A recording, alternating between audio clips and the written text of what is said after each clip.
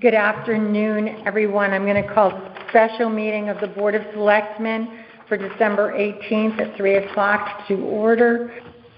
We have Jude Reed and Jim Lampos here with me at the table. We have one person on the phone, and we have a few people in the audience. All right. So a quick couple of communications. I just wanted to let everyone know that the Lyme Art Association, we received word that the Lyme Art Association received a 2023 Connecticut Neighborhood Assistance Act grant for $3,500, and this is going to help with their energy efficiency as they redo the Lyme Art Association.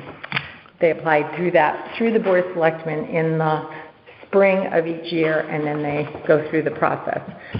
And I also wanted everyone to know that we received a donation to the town's Social Services Department on behalf of Jack Collins and the colleagues at Sussman and Shapiro, as they felt that it's very important for the inflation, the homelessness, COVID-19, and other items that have had overwhelming impacts on so many residents trying to make ends meet, that they gave us a $500 donation to social services, and that was deposited into the social services revenue account. That brings us to item number 4, which is the appointment of an alternate to the Board of Finance. As you know, in the last we had a special meeting of the Board of Finance earlier this month, and there was a tie vote of 3-3. The Republicans nominated Maria Marchant to be the alternate. The Democrats nominated Fred Berenger to be the alternate. Both of those nominations they're both Republicans. They have to be because it was vacated by a Republican. And since it was a tie vote, we have to be the deciding vote for that particular thing. So I'm looking for a nomination from the Board of Selectmen. Well, I nominate Maria Marchant for the alternate position. Okay. Do we have a second on that? I'll second. Okay. Do we have any other nominations? I'd like to nominate Fred Berenger. Okay. Do we have a second on that? I'll second. Okay. So we have 2 candidates up for nomination for the alternate position to the Board of Finance, and we will vote on Maria first because she was voting before we have discussion. Oh, we can have discussion. I know Fred. I work with him on McCurdy Salisbury. He's just taken over his chair, and we are revamping the administrative bookkeeping portions of that foundation, and I think it's a big job. So with that said, as much as I admire Fred, my vote will go for someone who's already been an alternate on the Board of Finance, who brings that experience to the position. And Fred, as far as I know, I don't think Fred has attended the Board of Finance meeting. Okay. Unlike Candace, who attended a number before she took the role. Okay. Well, I think there's a lot of amazingly talented individuals in our town who volunteer for the board. So I know that whoever we support, we also, admire the work of so many others in our town. I think Fred, as I've gotten to know him, is just an incredible talent, and getting a little fresh perspective wouldn't be a bad thing. I'm sure he can take it on if he's willing, and he is. So he has my support. Sorry, there's no clerk here, so I'm just checking. I got to fill this out now.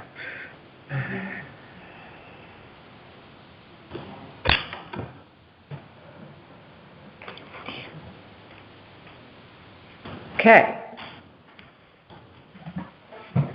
So, at this point in time, I'd like any further discussion from either one? No. Okay. So, that being said, I'd like to call for a vote. Let's start with Maria. For those of you who would like to vote for Maria, please raise your hand. Aye. Aye. Are there any other votes for Maria? Okay. Let's call for a vote for Fred. Any votes for Mr. Behringer? Aye. I will vote as well for Fred.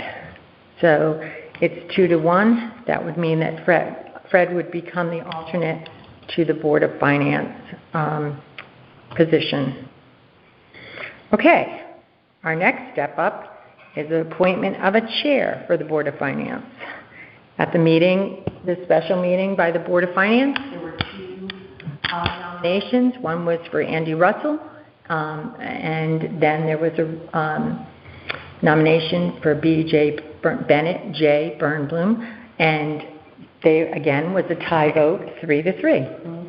So at this point in time, we again are the deciding factor for our chair of Board of Finance moving forward. So I need nominations from the floor. I nominate Andy Russell for chair. Do we have a second? I'll second.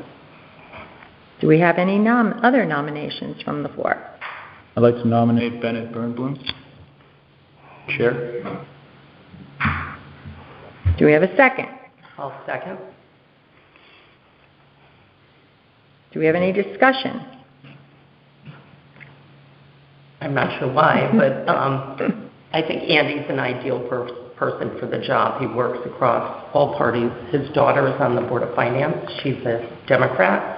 And for the amount of time that I spent on Board of Finance with Andy as chair, he's a very level-headed, even-tempered person who is very thoughtful and conscientious. And again, to me, he has the experience.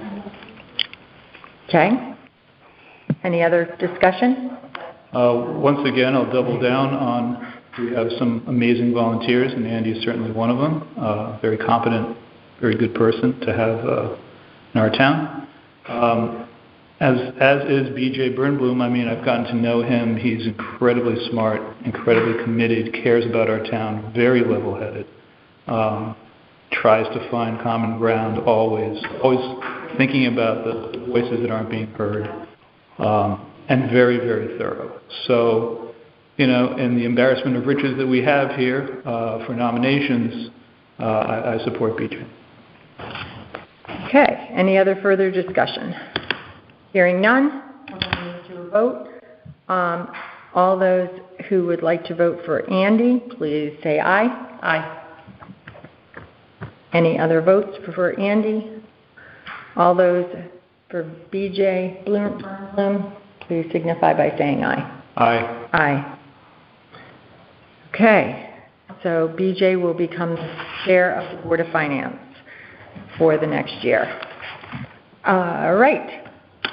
Congratulations to both of those people on taking on, and we appreciate their participation in the town finances. I'm sure they'll have a great year ahead of them. All right, next up is a software upgrade for the BMSI Financial and Payroll Program. I've asked Anita to come to this meeting, Mancini, because she brought it before us at the earlier meeting in January. Right. And Jude has some further questions, and I'm very satisfied. I'm in favor of the recommendation that you're making. so, Anita, if you could just make the recommendation one more time so that and a brief summary, if you could just come a little closer to a mic so it'll pick you up and explain to those that are not here but are listening in. And I also know that you have done some,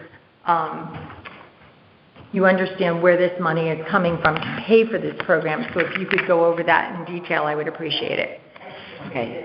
It came when I was hired. It was brought to my attention about outsourcing payroll. You got to speak About outsourcing payroll as well as upgrading the system we currently have. We've gotten quotes. The quotes vary from $9,000 to $120,000. After talking to a payroll person, I talked to the previous town treasurer, the current town treasurer. The deciding vote is to stay with the current software we have. They have an upgraded package that has an HR role. for the financial and for the HR and the updated payroll, which is web-based. It's a total of $9,980. We're going to move forward with that. How it will be financed is in the town's IT budget, Fund 25. There's been, over the last couple of years, $5,000 deposited for miscellaneous that has not been used. How many years was that? I don't have it in front of me. It was, yes, for the last 2 years.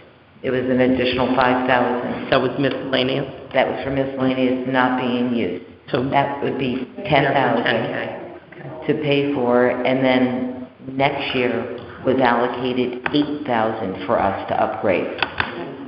Back the $8,000 that we're going to use on another project. Sounds good. Okay. Thank you.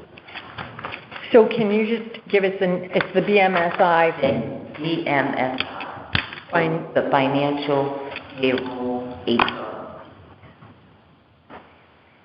Okay. So I need a motion to move forward with this,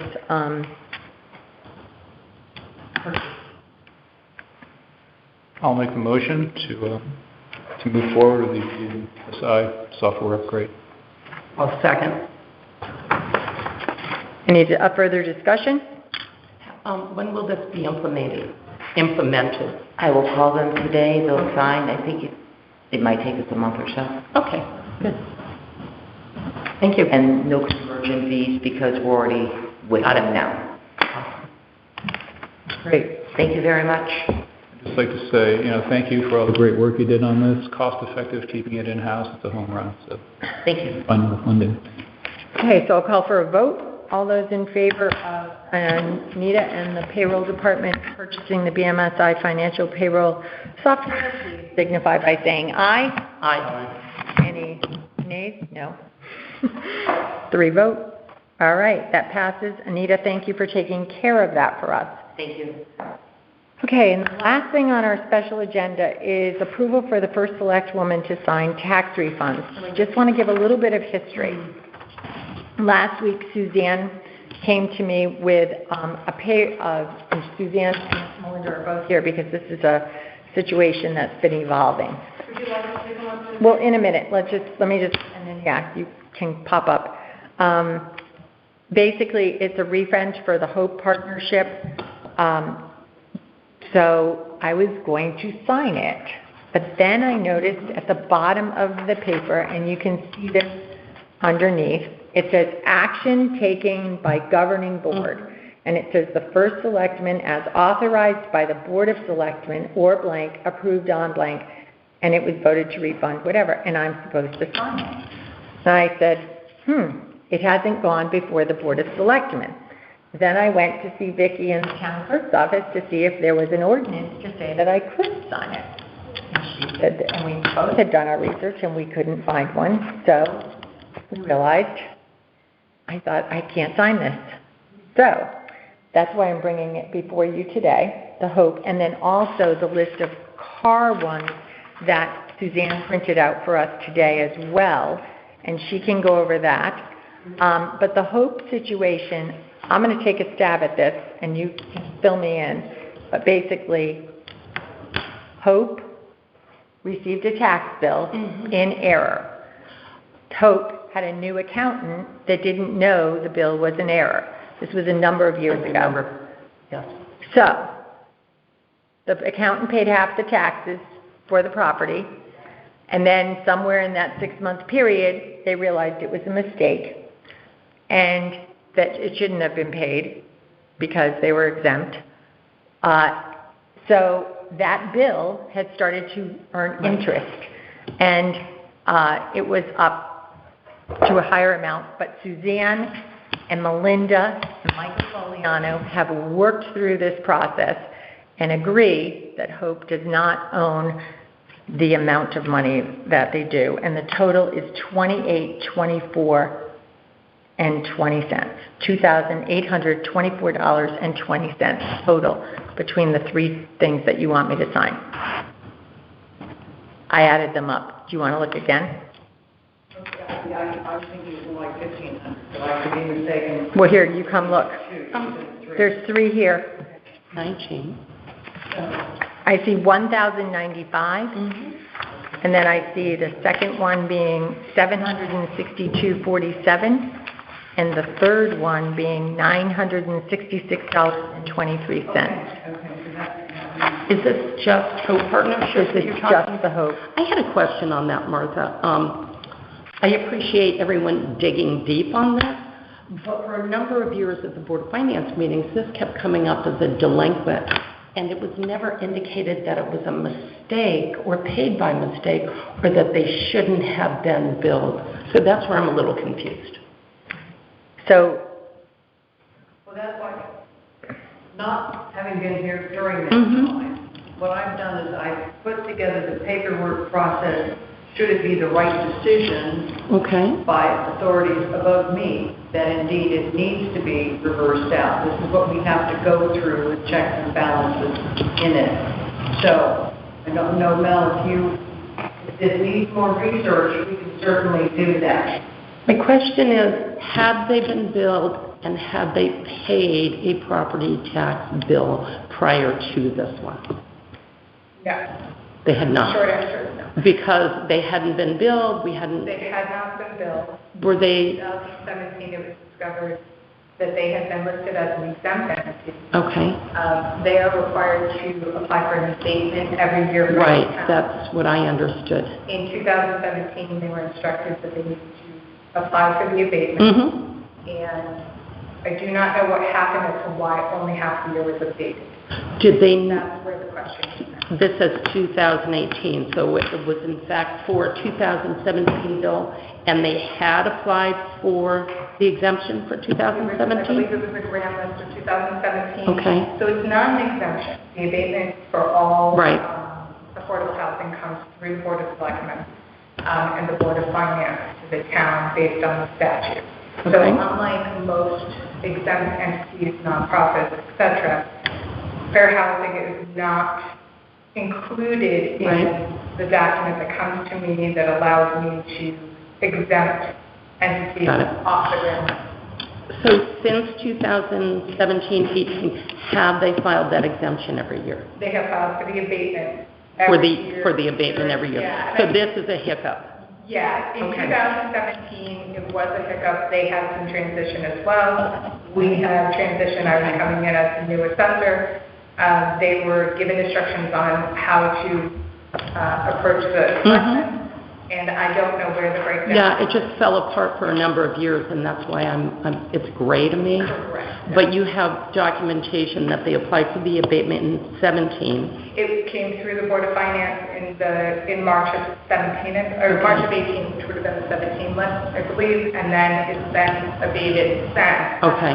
100% based on review of their financial information, I believe. Okay. I'm not sure how the Board of Finance, what they review, but they are required by statute to Right. present to the Board of Finance their financials along with the request for the abatement, along with Brockfield and Right. So there has not been any history of any other tax payments regarding this property? They were never billed for taxes prior, and rightly so. Right, either way. Why they would have requested the abatement in prior years, they had an ongoing abatement on file. It expired 10 years prior to when we got into this. Okay. and for them to turn this property over to Habitat, we have to clear this up. Got it. Well, it's been hanging out there far too long, but there was never much of a paper trail or explanation other than, gee, how come no one's responding? So thank you. Okay. So what Vicki, well, let's get to this. So we can vote for this, but also if you'll notice there's a second piece of paper on the overpaid taxes for some leased cars that have been leased and overpaid, 3 people that have requested overpayment refunds. So Suzanne thought it would be a good idea to get all of these out of the way at one time. But going back to this, the first page shows 1,095. And then the second page for 102 Boston Post Road. These are 3, You want to go over the addresses? I mean, these are three Separate, but all, So the list that you have in front of you. Yes. So on a routine basis, Mhm. we've been handling it this way in the past as a town. We need to come up with an ordinance and a process for doing this, for handling refund checks. no, just talk about the three properties. Yeah, I'm sorry. yeah. The three So I properties. have a piece of paper here that has Hope Partnership on the cover. And then I have a piece of property, or paper here that says 102 Boston Post Road, and the amount here. 1 Bogey Hill and 95 Flat Rock. Those are But the I- three properties that have been listed always. But I don't have, Do I? Are you missing I'm Bogey missing a Hill? page. I'm sorry. Yeah, I'm like, Which one? it just didn't add up. I'm like, what are we talking Oh, about? okay, I'm So sorry. which one are you missing? I have 102 Boston Post Road. I have 90 Main Street, Suite 101 for Hope Partnership. No, you should have enough, you should No. on the other side. No, hold on. Right here. Okay. Oh, No, this is the one that Tim had signed. This was just to show you that this is how it had been done Okay. before. It's I'm an sorry. example. Yeah. I didn't fill all of it, and these should all be attached. okay. Oh, somehow yours didn't get I attached. don't have it. Okay. Sorry, here, look for these. Yeah.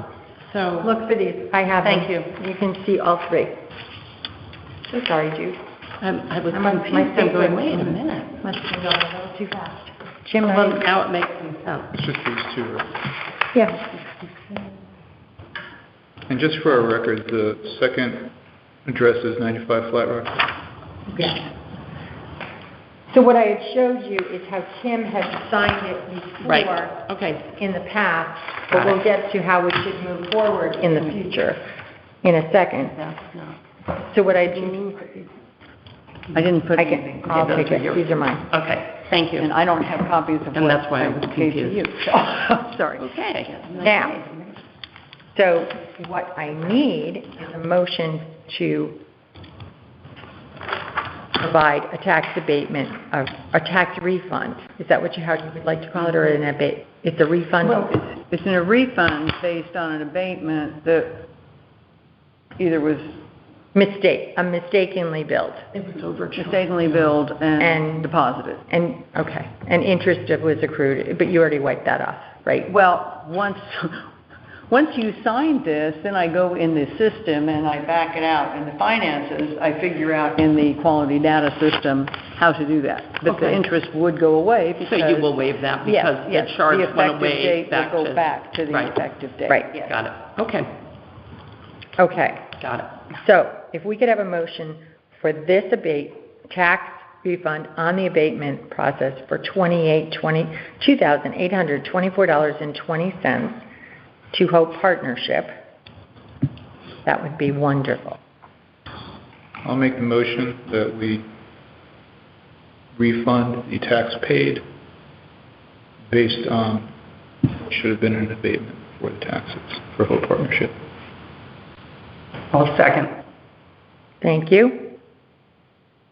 Any further discussion on this? Nope, hearing none. Let's call for a vote. All those in favor, state aye. Aye. Okay, there will be no nays, and we're moving forward. And then also, Suzanne brought to me today the overpaid tax refunds on these four vehicles under leasing for VW Leasing and Enterprise, and then some taxpayers who have requested their overpayment refunds. The total for all five of these overpayments and requests are $2,766.89, and Suzanne will be preparing the paperwork for me in the next day or two. I have a question on it. Are all of these amounts in this last tax year, or do they go back further than that? They're in the current tax, They this are? past tax Okay. year, right. So what often happens is, especially leasing companies, they need to put it in writing that they want the funds back. We're supposed to actually mail a letter to them saying, do you want the overpayment funds back? And I'll be instituting a formal process of doing that. But leasing companies are very much on top of this, and our town has a history of processing those requests when they come back in. As adjustments are made by the assessor, then the money goes back to the leasing company.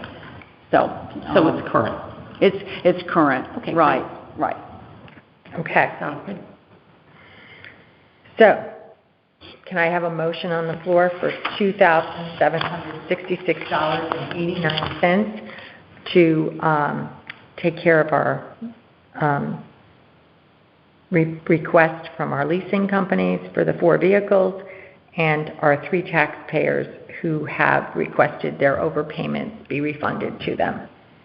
Make the motion to refund the overpayment of vehicle tax in the amount of $2,766.89. Second. Thank you. Any further discussion? All those in favor? Aye. Jude? Aye. Okay. That passes. Now, just as a further note, lucky for us, Vicki did a lot of research with other towns, and we are going to come to you. I'm going to forward you some samples of ordinances, but we believe it might be a good idea that we have an ordinance saying that anything like under 2,000 or 2,400, as other towns have, say that the first election person can sign it and move on, and we don't have to come to meetings for it.